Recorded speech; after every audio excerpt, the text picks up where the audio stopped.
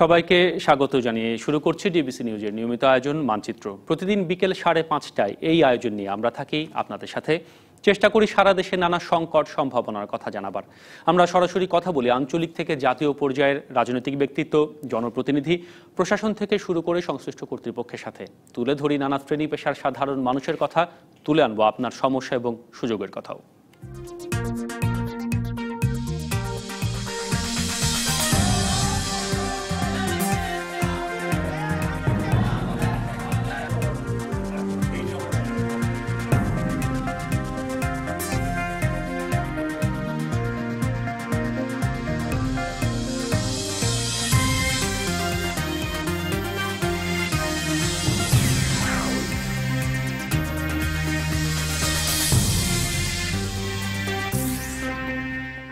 কেন্দ্র থেকে তৃণমূল কিংবা অঞ্চল ভিত্তিক রাজনীতি থেকে জাতীয় পর্যায়ে সব জায়গায় চলছে হিসেব নিকেশ। রাজনীতির মাঠে এখন বইতে শুরু করেছে নির্বাচনী হাওয়া। সময় অবশ্য খুব বেশি নেই, যদিও ক্ষমতাসীন এবং ক্ষমতার বাইরে থাকা দল দুই ধরনের কথা বলছে নির্বাচনী প্রক্রিয়া নিয়ে, কিন্তু নির্বাচনের প্রস্তুতিও চলছে জোরে সোরে।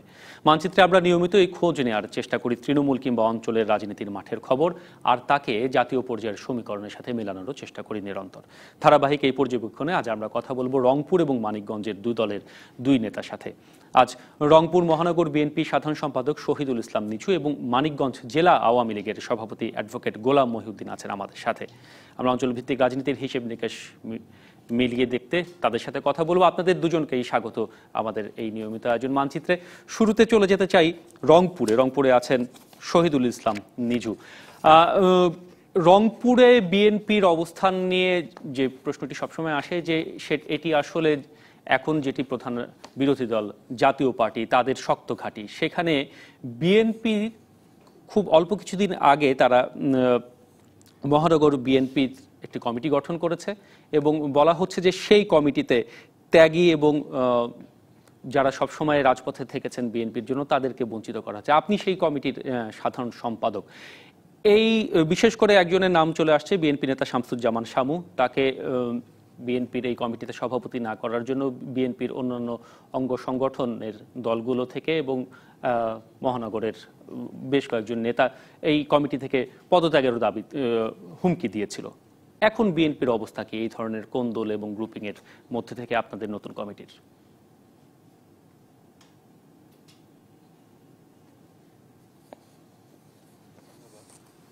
আসলে আমরা বিএনপি রংপুর মহানগর কমিটি গঠন হওয়ার পরে রমজান মাসে কমিটি গঠন হয়।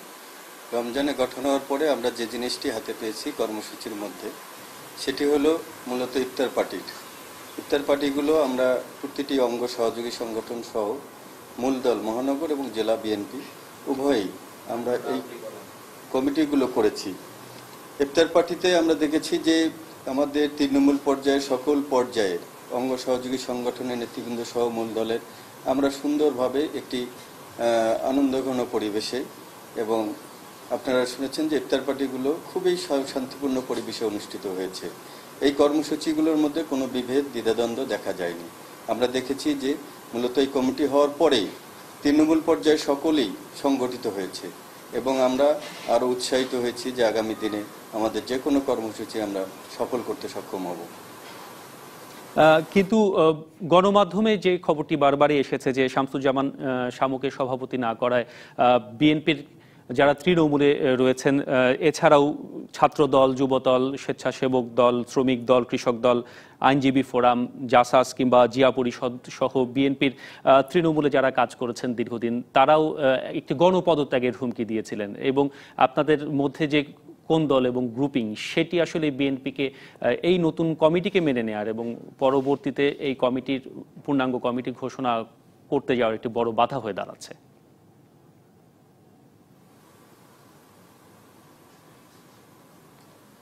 বিষয়টি এরকম নয়। আসলে আপনি যে নেতার কথা বলেছেন শামসুজ্জামান শামু, উনি এই আগের কমিটির মহানগরের সাধারণ সম্পাদক ছিলেন, বর্তমানে উনি সিনিয়র সহসভাপতিতে আছেন এবং এই কমিটি নিয়ে কোনো অঙ্গদল সহযোগী সংগঠন বিবৃতি বা কোনোখানে কোনো বক্তব্য উপস্থাপন করেছে এ বিষয়টি আমার জানা নেই। আমি দেখেছি যে তারা প্রতিটি কর্মসূচিতে আমরা তাদেরকে পেয়েছি, নেতৃবৃন্দ পেয়েছি, সকলে একসঙ্গে আমরা কাজ করেছি এই কমিটি গঠন হওয়ার পরেই। কেউ যদি ব্যক্তিগত পর্যায়ে কোথাও কোনো কথা বলে থাকেন সেটি আসলে আমাদের জানার বিষয় নয়। সাংগঠনিকভাবে আজ পর্যন্ত আমার কাছে কিংবা কেন্দ্রের কাছে এ ধরনের কোনো বক্তব্য উপস্থাপিত হয়েছে বা অভিযোগ দায়ের হয়েছে এটা আমার জানা নেই। শহীদুল ইসলাম নিঝু, আপনাকে ধন্যবাদ। আপনি আমাদের সাথে থাকুন, ফিরে আসব আগামী নির্বাচন ঘিরে বিএনপির, রংপুরের বিএনপির কি পরিকল্পনা সেটি জানতে। আমরা একটু যেতে চাই মানিকগঞ্জে, সেখানে আছেন জেলা আওয়ামী লীগের সভাপতি অ্যাডভোকেট গোলাম মহিউদ্দিন। গোলাম মহিউদ্দিন, মানিকগঞ্জ একসময় ছিল আসলে বিরোধী দলীয় ঘাঁটি, বিএনপির ঘাঁটি। প্রায় 33 বছর পর মানিকগঞ্জের 4টি আসন, এখন যেটি 3টি আসনে, সংসদীয় আসনে বিভক্ত, সেই 3টি আসন পুনরুদ্ধার হয় গেল নির্বাচনে, 2009 নির্বাচনে। বলা হচ্ছে যে এখন এই 3টি আসন আগামী নির্বাচনে কিছুটা ঝুঁকিপূর্ণ হয়ে পড়েছে আওয়ামী লীগের ধরে রাখার ক্ষেত্রে, কারণ বলা হচ্ছে যে দলীয় কোন্দল রয়েছে, সেই সাথে যারা সাংসদ রয়েছেন তাদের স্বজনদের বিরুদ্ধে স্বজনপ্রীতি এবং তাদের দুর্নীতির অভিযোগ রয়েছে, এবং তৃণমূলের নেতারা এলাকায় প্রভাব বিস্তার করার চেষ্টা করছেন। এখন জেলা আওয়ামী লীগের সভাপতি হিসেবে এই চ্যালেঞ্জটাকে কিভাবে দেখছেন আপনি?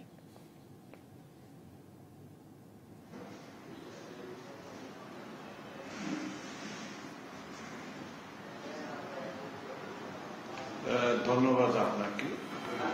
আসলে আমি আপনাকে স্পষ্ট করে একটা কথা অবগতির জন্য জানাতে চাই যে মানিকগঞ্জে আওয়ামী রাজনীতি বঙ্গবন্ধু দেশরত্ন জননেত্রী মাননীয় প্রধানমন্ত্রী শেখ হাসিনার নেতৃত্বে প্রতিযোগিতা, এই প্রতিযোগিতা একটা বৃহৎ দল হিসেবে থাকতেই পারে। আমি মনে করি যে আমরা অত্যন্ত শক্তিশালী জেলা, উপজেলা, ইউনিয়ন, ওয়ার্ড পর্যায়ে আমাদের সংগঠন রয়েছে। আমরা প্রত্যেকেই ঐক্যবদ্ধভাবে আমরা দলীয় কর্মকাণ্ড পরিচালনা করছি। ইনশাল্লাহ আশা করি আগামী নির্বাচনে আমরা নিরঙ্কুশ বিজয় লাভ করব জনগণের ভোটে। এর মধ্যে আর একটা কারণ রয়েছে, কারণ সেটা হলো মাননীয় প্রধানমন্ত্রী দেশরত্ন জননেত্রী শেখ হাসিনা যেভাবে মানিকগঞ্জের উন্নয়ন করেছে, বাংলাদেশের ন্যায়, অন্যান্য এলাকার ন্যায় মানিকগঞ্জের যেভাবে উন্নয়ন সাধিত হয়েছে, এটা বিগত 40 বছরে হয়। এটাও আমাদের একটা প্লাস পয়েন্ট। আমরা বিশ্বাস করি আমরা 3টি আসনই জয়লাভ করবো ইনশাল্লাহ।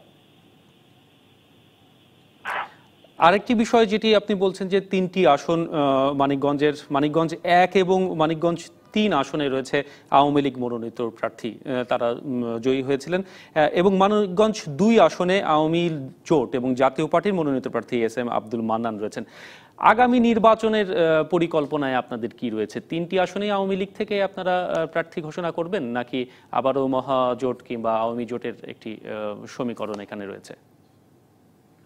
হয়ে গেল আমাদের মানিকগঞ্জ 3টি আসন, মানিকগঞ্জ 1, মানিকগঞ্জ 3, এটা ছিল আওয়ামী লীগ মনোনীত এমপি প্রার্থী, এবং মানিকগঞ্জ 2 ছিল 2008-এ জাতীয় পার্টি, কিন্তু 2014 সনের 5 জানুয়ারি এই 3টি আসনে আওয়ামী লীগ মনোনীত প্রার্থীরা জয়লাভ করে।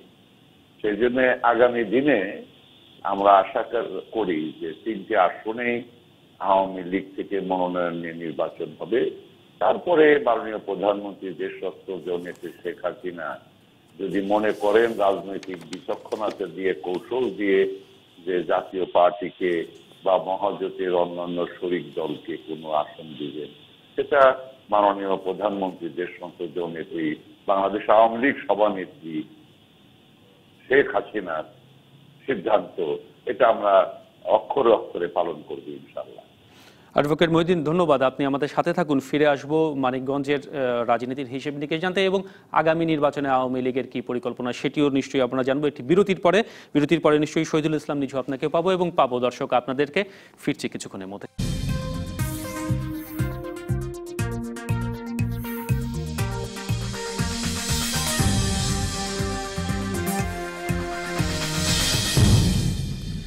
বিরতির পর ফিরলাম মানচিত্রে স্বাগত আর একবার। অঞ্চলভিত্তিক রাজনীতির সমীকরণ নিয়ে আজকে আমরা আলোচনা করছি। আমাদের সাথে আছেন রংপুর মহানগর বিএনপি সাধারণ সম্পাদক শহীদুল ইসলাম মিজু এবং মানিকগঞ্জ জেলা আওয়ামী লীগের সভাপতি অ্যাডভোকেট গোলাম মহিউদ্দিন। অ্যাডভোকেট গোলাম মহিউদ্দিন, আমরা বিরতির আগে কথা বলছিলাম মানিকগঞ্জের 3টি আসনের যে রাজনৈতিক সমীকরণ সেটি নিয়ে এবং জেলা আওয়ামী লীগের বিষয়টি আপনি আমাদেরকে বলছিলেন। রাজধানীর এত কাছের একটি জেলাতে তৃণমূলের প্রভাব কতটুকু থাকে? সাধারণত দেখা যায় যে কেন্দ্রের প্রভাবই সেখানে তৃণমূল অনেক বেশি প্রভাবিত হয় এবং পরিচালিত হয়। আপনারা যারা দীর্ঘদিন ধরে রাজনীতি করছেন তৃণমূলের থেকে, আপনাদের অভিজ্ঞতাটি জানতে চাই এই বিষয়ে।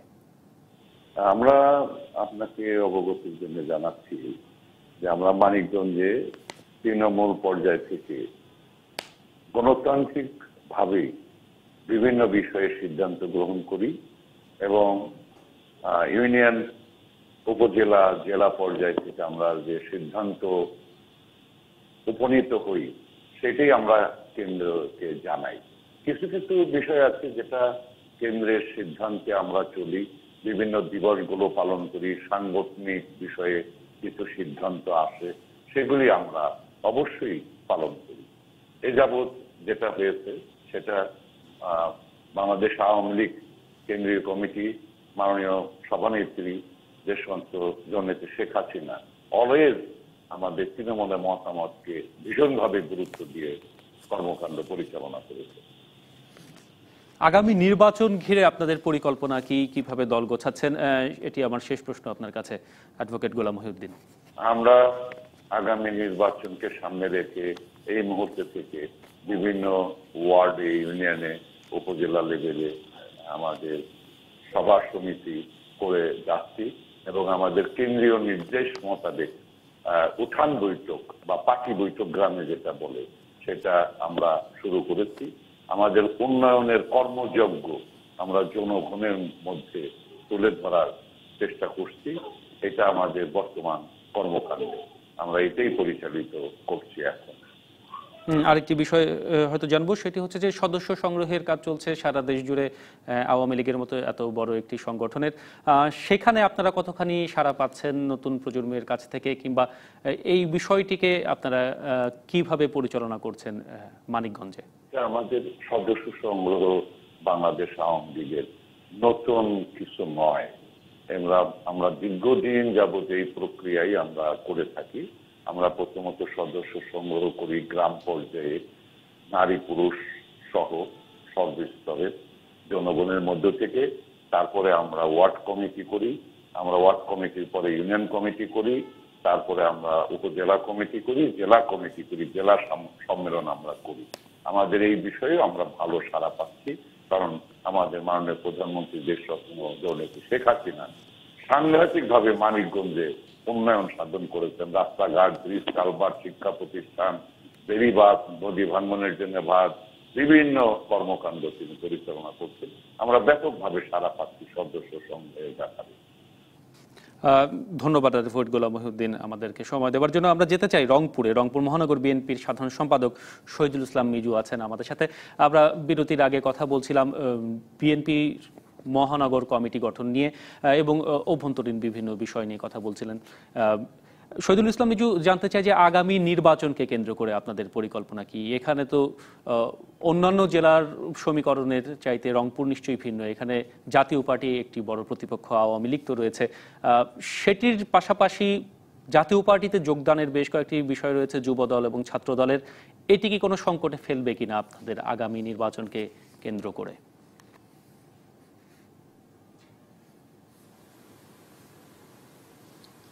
জি না, আসলে বিষয়টি তা নয়। যুবদল বা ছাত্র দলের কোনো কর্মী জাতীয় পার্টিতে রংপুরে যোগদান করেনি। প্রথমত এটি একটি বিষয়। আর জাতীয় পার্টি এবং সরকার একীভূত হয়ে গিয়েছে, এটা আলাদা কোনো সত্তা তাদের নেই। আমরা দেখি যে নির্বাচনটাই অ্যাকচুয়ালি আমরা বর্তমানে একটা প্রহসনে পরিণত হয়েছে। নির্বাচন আসলে ফেয়ার হবে কিনা, নির্বাচনটি মানুষের অংশগ্রহণ স্বাভাবিক থাকবে কিনা, এই বিষয়গুলো নিয়ে আমরা আসলে চিন্তিত। কারণ আপনি জানেন যে বর্তমানে বাংলাদেশে প্রতিটি জেলায়, প্রতিটি এলাকায়, আমাদের রংপুর তার বাইরে নয়, আমরা স্বাভাবিক কাজকর্ম করতে পারি না।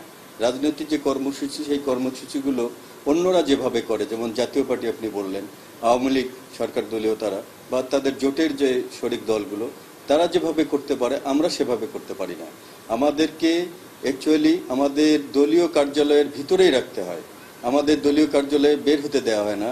এমনকি কেউ যদি কথা বলে, বিভিন্নভাবে বিভিন্ন জায়গায় কথা বলার চেষ্টা করে, তাহলে তাদেরকে বিভিন্ন ভয়ভীতি বা নির্যাতনের বা কারারুদ্ধ বা গ্রেপ্তারের শিকার হতে হচ্ছে। তারপরে আরও তো অনেক কিছু রয়েছে, এই বিষয়গুলো আমরা নয়, আমরা যেটি দেখি যে আসলে স্বাভাবিক যে গণতান্ত্রিক প্রক্রিয়ায় বাংলাদেশের রাজনীতি, বাংলাদেশের অন্যান্য কার্যক্রমগুলো, নির্বাচন, এই কার্যক্রমগুলো স্বাভাবিক গতিতে এগুচ্ছে না। এগুলো যে কোনোভাবে হোক সরকারের ছত্রছায়ায়, সরকারের এই দুঃশাসনের কবলে সেগুলো পড়ছে। আমরা চাচ্ছি যে আমাদের স্বাভাবিক কাজকর্ম করতে, জনগণ তাদের কথা বলতে পারে, আমরা জনগণের সামনে যেতে পারি, এই পরিবেশটি ফিরিয়ে আনার জন্য। এখানে অন্য কোনো শক্তি, একটা বৃহৎ শক্তি আওয়ামী লীগ বা জাতীয় পার্টি, এখানে আসলে জাতীয় পার্টি আগের সেই অবস্থানে নেই। আপনি দেখেছেন যে বিগত দিনে ইউনিয়ন পরিষদ নির্বাচনগুলোতে, বিগত দিনে উপজেলা নির্বাচনে জাতীয় পার্টি সারা দেশে নেয়, রংপুরেও একটি আসন পেয়েছে মাত্র, এর বাইরে কোনো আসন পায়নি। এটি আসলে প্রমাণ করে যে জাতীয় পার্টি সরকারের সঙ্গে একীভূত হওয়ার কারণে তাদের সত্তায় হারিয়ে যেতে বসেছে, তারা আমাদের জন্য বাড়তি কোনো টেনশনে কাজ করে না। এটি আমরা আসলে বুঝতে পারছি। জাতীয় নির্বাচনের কথা বলছিলেন, কিছুদিনের মধ্যে হয়তো সিটি নির্বাচনও একটি বড় বিষয় হয়ে দাঁড়াবে, সেটি নিয়ে কি আলাদা করে আপনাদের কোনো পরিকল্পনা রয়েছে কিনা রংপুর বিএনপির?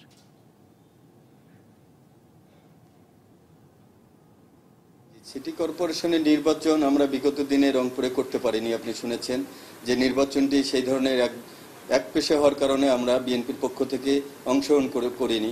এটা জাতীয়ভাবে আমাদের এটি সিদ্ধান্ত ছিল। আগামী দিনে আমরা যে কোনো নির্বাচনকে চ্যালেঞ্জ হিসাবে নিতে চাই। আগামী দিনে কোনো নির্বাচন আমরা অংশগ্রহণের বাইরে থেকে করতে চাই না। পাশাপাশি আমরা কথাটি বলছি, নির্বাচনটি নির্বাচনের মতো হতে হবে, একটি নিরপেক্ষ নির্বাচন, অংশগ্রহণমূলক নির্বাচন। এই নির্বাচনকে সামনে রেখে আপনারা শুনেছেন যে সারা দেশব্যাপী আমাদের সদস্য সংগ্রহ অভিযান চলছে। এই সদস্য সংগ্রহ অভিযান রংপুরে আমরা ব্যাপক সাড়া পেয়েছি। আমাদের নতুন কমিটি গঠন হওয়ার পরে আমরা প্রতিটি ওয়ার্ডে, প্রতিটি মহল্লায় এবং জেলার ইউনিয়নগুলোতে আমরা আমাদের কার্যক্রম শুরু করেছি। নেতাকর্মীদের সঙ্গে আমরা যোগাযোগ করছি, তারা ভয়ভীতি পেরিয়ে এখন আসলে বেরিয়ে আসছে। আগামী দিনে এই সদস্য সংগ্রহের মধ্য দিয়ে আমরা এগিয়ে যাব কার্যক্রম নিয়ে, এবং আগামী দিনের যে নির্বাচন, এই নির্বাচনে আমরা অবশ্যই প্রার্থী দেবে দল থেকে আশা করি।